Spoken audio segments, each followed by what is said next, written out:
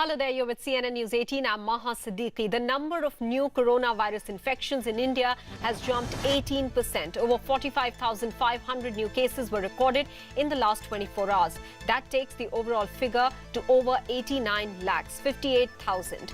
585 new fatalities pushed the country's total death toll to over 1,31,000.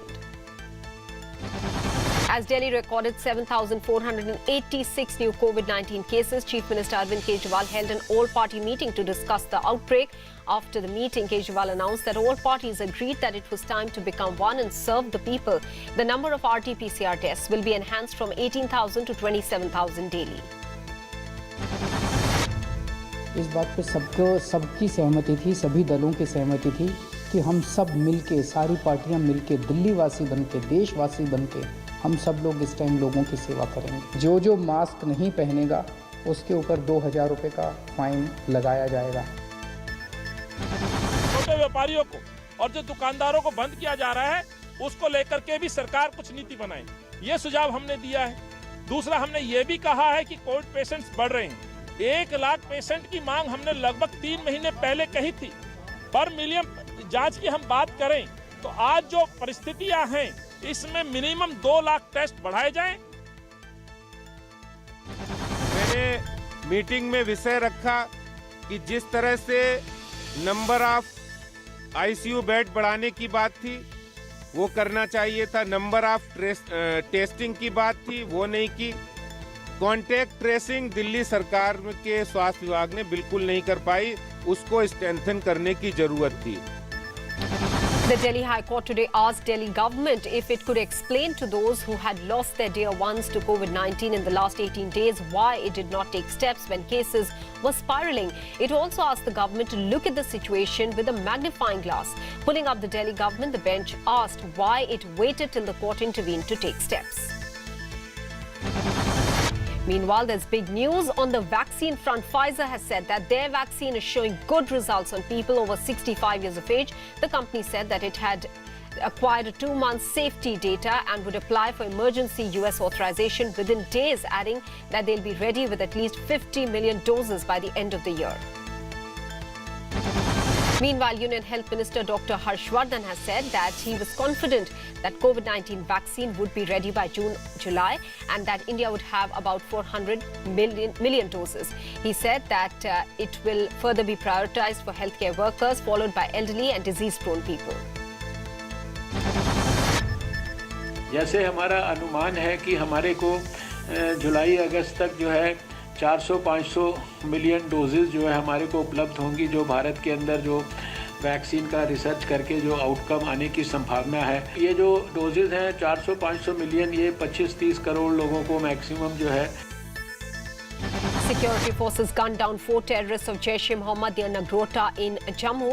A policeman was also injured in the gun battle, which started at around 4:50 a.m. near a toll plaza on the Jammu-Srinagar highway. According to officials, the terrorists came in a truck and were on their way to Kashmir. A total of 11 AK-47 rifles were recovered from them. Encounter के दौरान 4 आतंकवादी मारे गए। इनकी शिनाख्त अभी नहीं हो पाई है। इन चारों आतंकवादियों से बहुत भारी मात्रा में असला बारूद बरामद हुआ है। ये वो ट्रक है जिसमें मिलिटेंट यहाँ पर पहुंचे थे नगरोटा टोल प्लाजा पर।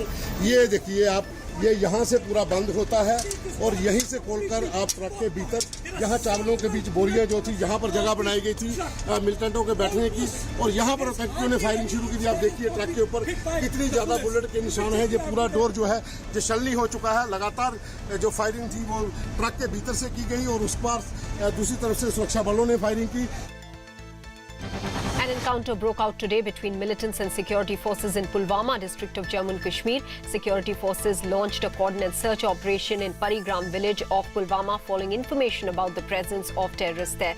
They opened fire on the security forces who then retaliated. You'll still hear firing emanating from this place. This is Parigram village in Pulwama. You'll see security forces, huge column of security forces which have lined up in this village, and intermittent firing is going on. We believe that at least 2 to 3 militants from Jaish are hiding in this place. You will see towards the orchards where this firing is coming from. And security forces there, they're maintaining this vigil, tight vigil in this area. 26/11 Mumbai terror attack mastermind Hafiz Saeed has been sentenced to 10 years in 2 cases of terror in Pakistan court. Along with Saeed, his 2 aides Zafar Iqbal and Yahya Mujahid were also sentenced for 10 years, while his brother-in-law Abdul Rahman Makki were given 6 months imprisonment. The Pakistan Anti-Terrorism Court also ordered the confiscation of Hafiz Saeed's property. Powerful Trinamool Congress leader Shivendu Adhikari held a rally in East Midnapur today. He had been at odds with his party lately, and even at today's rally, there was no poster of Mamata Banerjee or the flags of Trinamool Congress. But so far, Adhikari has made no indication or announcement of leaving the party just yet. BJP office in Babanpur area of Mohanpur Gram Panchayat was set ablaze on Wednesday night. The BJP has blamed the ruling Trinamool Congress government for the violence. Early on Wednesday, a BJP worker was beaten to death in Tafanganj area. The BJP alleged that TMC's role in this killing as well. West Bengal Chief Minister Mamata Banerjee has written to Prime Minister Narendra Modi seeking his intervention in declaring Netaji Subhash Chandra Bose's birthday on 23rd of January as a national holiday. In the letter, Banerjee also urged Prime Minister Modi to resolve the mystery surrounding Netaji's death.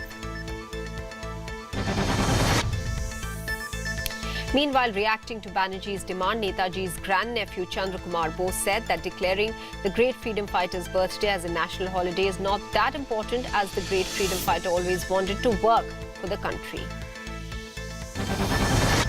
The Health Ministry has approved a new category for selection and nomination of candidates from ward of COVID warriors under the central pool of MBBS MBDS seats for the academic year 2020-2021.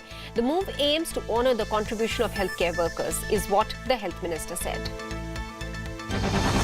Speaking on the occasion of World Toilet Day, Prime Minister Narendra Modi said that India had seen an unparalleled achievement of providing hygienic toilets to crores of people. He said that building toilets as part of his government's Swachh Bharat program has brought tremendous health benefits along with dignity, especially to women. Tamil Nadu Sea Workers Association members have alleged that fishermen from Rameshwaram were attacked by Sri Lankan Navy. The State Secretary of the Workers Association accused the Lankan Navy of throwing stones, cutting fishing nets and chasing Indian fishermen away. Prime Minister Narendra Modi today addressed the Bengaluru Tech Summit and said that the Digital India mission launched by the centre 5 years ago is no longer being seen as a regular initiative, and it was instead becoming a way of life. The Prime Minister, via video conferencing, said that the peak of COVID lockdown, it was technology that in fact ensured that India's poor received proper and quick assistance. Millions of farmers receive monetary support in one click. At the peak of the COVID-19 lockdown, it was technology that ensured that India's poor received proper and quick assistance. Bihar Education Minister and JDU MLA Mewalal Chaudhary stepped down today after coming under fire from the opposition RJD in a three-year-old corruption case, which was a criminal case filed against the JDU MLA from Tarapur back in 2017 after allegations that he was involved in irregularities in the appointment of posts of assistant professor and junior scientists as the Vice Chancellor of the Bhagalpur Agriculture University. Former Bihar Chief Minister Jitan Ram Manjhi has been sworn in as the pro tem Speaker of the State Assembly. Manjhi has been appointed for a period of November 23rd-24th until a new Speaker is elected. A 5-day inaugural session of the newly constituted Assembly is scheduled to commence on 23rd November. The call on the ministerial expansion or reshuffle in Karnataka now rests with the BJP High Command. Yesterday, party president JP Nadda held consultations with Chief Minister B.S. Yediyurappa and told him that the central leadership would convey its decision in 2 to 3 days. Presently, the state has 7 vacant ministerial berths. Karnataka IPS officer D. Rupa was trolled on social media after she supported the ban on firecrackers. Bollywood actor Kangana Ranaut too joined the trolls in attacking D. Rupa over her comments, calling for her suspension. The Delhi government has decided to register construction workers for government schemes through doorstep delivery services. Announcing the decision, Deputy Chief Minister Manish Sisodia said that the service will begin today on 1076 helpline and that no worker will have to stand in long queues at government offices now. काफ़ी study करके अब हमने ये तय किया है कि construction worker का रजिस्ट्रेशन अब डोर स्टेप डिलीवरी के ज़रिए हो जाएगा। आज से ये सर्विस शुरू हो जाएगी 1076 पे और अब किसी भी लेबर को, कंस्ट्रक्शन लेबर को दिल्ली में सरकारी दफ्तरों के चक्कर लगाने की ज़रूरत नहीं है। Bombay High Court directed the authorities to shift 80-year-old Telugu poet Varavara Rao from the Tajola jail to Nanavati Hospital for 15 days. The court noted that Rao was almost on his deathbed. The High Court added that Rao should not be discharged without the court being informed and that his family should be allowed to meet him. The next hearing in the case will take place on the 3rd of December. The South Asian sub-region surpassed 10 million COVID cases today. South Asia consists of India, Bangladesh, Pakistan, Bhutan, Nepal, Maldives and Sri Lanka, accounting for 18% of global cases and almost 11% of global deaths. India, the only Asian country among the top 10 countries worst affected by the pandemic, accounts for about 90% of both the sub-region's cases as well as deaths. The US death toll from COVID-19 surpassed a new grim milestone of 250,000 lives lost on Wednesday in all. New York City's public school system called a halt in in-room classroom services and classes. A jump in infection rates indicated that they could not do that. The decision to shut schools and revert exclusively to at-home learning came as state and local officials nationwide imposed restrictions on social and economic life. President-elect Joe Biden said that the Trump administration's refusal to share key data on COVID-19 with his transition team was the biggest impediment to new efforts to fight the outbreak. Not only that, Biden also warned that 400,000 Americans could die by the time he's sworn in. Democrats in the U.S. House of Representatives voted to keep House Speaker Nancy Pelosi in her job for another 2 years, despite the party losing seats to Republicans in the November 3 election. The full House still must vote for the Speaker in early January, when Republicans will put up their own candidate for the job, but are likely to lose since they will be in minority in the 435-seat chamber. President Donald Trump again asserted that he won the November 3rd presidential election as he reiterated his allegation that there was voter fraud all over the U.S. Stalling the transition process, Trump has filed for a recount of Wisconsin's 2 largest Democratic counties. He decided to pay the required $3 million cost and alleged that they were the sites of worst irregularities. Australia imposed one of the strictest lockdowns in South Australia, with outdoor gatherings, weddings, funerals, takeaway food all coming to a standstill as authorities try to stifle a fresh coronavirus outbreak. Indian indices ended over 1% lower today after 4 sessions of gains following losses in global peers. The Sensex ended 580 points lower at 43,600, while the Nifty fell 166 points to settle at 12,772. The Supreme Court has listed the final hearing of the cross appeals filed by Tata and Sons and Cyrus Investments against the Appellate Tribunal's order that had restored Cyrus Mistry as executive chairman. The hearing will take place on the 2nd of December.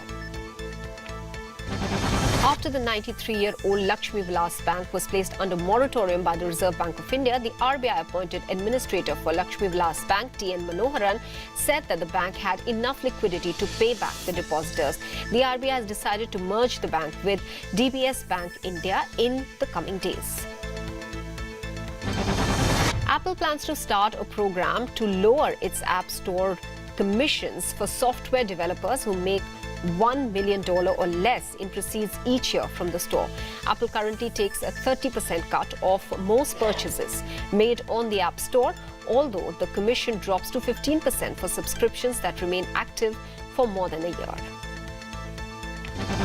Oil while futures eased, surrendering some gains from the previous day as the surge in coronavirus cases and tighter economic restrictions around the globe stoked fears over slower fuel demand. Brent crude futures shed 0.4% to $44.17 a barrel. Wicket-keeper Wriddhiman Saha is back at the Indian cricket nets following signs of recovery from an injury, with 4 weeks still left for the much-anticipated December 17 to 21 Test Series opener against Australia and Adelaide. Saha had damaged both his hamstrings during a short but successful IPL campaign for Sunrisers Hyderabad. After having tested positive for COVID and staying away from IPL in the UAE, throwdown expert Raghu is set to hit the training ground for the India-Australia Test Series after he completes his quarantine. The team management said that Raghu is following all necessary protocols since he arrived in Australia and had isolated himself from the rest of the team. Russia's Daniil Medvedev beats Novak Djokovic to reach the semis at the ATP Finals. Medvedev also lost all 3 of his group matches last year on his tournament debut, but now beat Djokovic in 3 of their 4 in last meetings. The top-ranked Serb can still advance if he beats 2018 champion Alexander Zverev in the winner-takes-all match on Friday. Germany's Alexander Zverev stayed in contention at the ATP final and he beat Diego Schwartzman 6-3, 4-6, 6-3 in his second round-robin match at O2 Arena on Wednesday. The 23-year-old world number 7 tennis player knew his hopes of reaching the semi-finals would be as good as over if he suffered a second loss, having been beaten by Daniil Medvedev on Monday. On the 92nd birth anniversary of veteran Indian wrestler Dara Singh, his son Vindu Singh posted a heartwarming note on social media. The famous wrestler and actor was born on the 19th of November 1928 in Dharmuchak village in Punjab's Majha area. He is one of the most legendary wrestlers that India has ever seen. Like many people around the globe, Bollywood megastar Amitabh Bachchan also seems to be a fan of Netflix original series The Crown. In his latest blog post, Big B was all praises about the Netflix series and wrote that was an absolute cannot stop watching experience. One day, dear boy, you shall be king. The Mumbai police have registered an FIR in actor Akshat Utkarsh's death case. The Mumbai police had earlier registered an accidental death report. The FIR registration happened after a zero FIR was initially registered by the Bihar police. Actor Manish Goyal has been roped in to play late gangster Vikas Dubey in the movie Hanak. The film is an adaptation of the book Main Kanpur Wala, penned by Mridul Kapil. Hanak will be directed by Manish Vatsalya, who stated that he has no intention of glorifying the criminal.